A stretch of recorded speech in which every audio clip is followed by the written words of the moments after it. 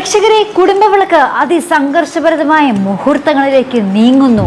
അതേ പ്രേക്ഷകരെ കുടുംബവിളക്ക് അന്ത്യത്തിലേക്ക് അടുക്കുമ്പോൾ ഇനി ഉണ്ടാകാൻ പോകുന്നത് സുമിത്രയുടെ അന്ത്യമാണോ?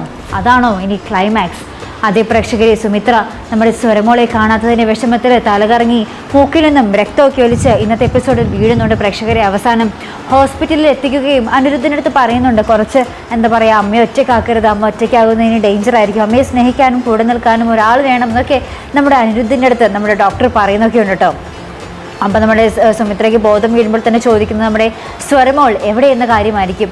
അപ്പോൾ നമ്മുടെ അനിരുദ്ധിനെ വിളിച്ച് ചോദിക്കുമ്പോൾ അനിരുദ്ധ് പറയുന്നുണ്ട്, സ്വരമോളെ കാണാനില്ലമ്മേ, പ്രതീഷിൻ്റെ അടുത്തില്ല, അവൻ്റെ കയ്യിൽ നിന്നും അവൾ ഓടിപ്പോയി, അവളിപ്പോൾ എവിടെയാണെന്ന് അറിയില്ലെന്ന് പറയുമ്പോൾ നമ്മുടെ സുമിത്ര സമനില തെറ്റി അവിടെ നിന്നും ഹോസ്പിറ്റലിൽ നിന്നും ആ ഒരു എന്താ പറയുക ഡ്രിപ്പൊക്കെ ഇട്ട് ആ ഒരു നീഡിലൊക്കെ വലിച്ചൂരി എന്താ പറയുക അവിടെ നിന്ന് ഓടുകയായിരുന്നു ഹോസ്പിറ്റലിൽ നിന്ന്.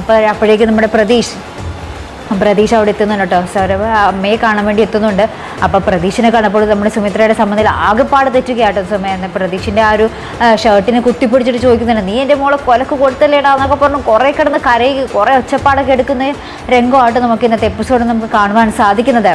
എന്തായാലും സ്വരമോളുടെ ഈ ഒരു തിരോധാനത്തിന് പിന്നിൽ ആരുടെ കൈകളാകും പ്രേക്ഷകരെ? നമ്മുടെ രഞ്ജിതയാകുമോ ഇതിന് പിന്നിൽ? കാത്തിരുന്ന് തന്നെ കാണാം. അപ്പോൾ എന്തായാലും ഇതുപോലെ പ്രൊമോ റിവ്യൂസിനും എപ്പിസോഡ് റിവ്യൂസിനും ഒക്കെ നിങ്ങൾ മറക്കാതെ ചാനൽ സബ്സ്ക്രൈബ് ചെയ്യുക. അടുത്തൊരു വീഡിയോ വരുന്നത് വരയ്ക്കും ഗുഡ് ബൈ.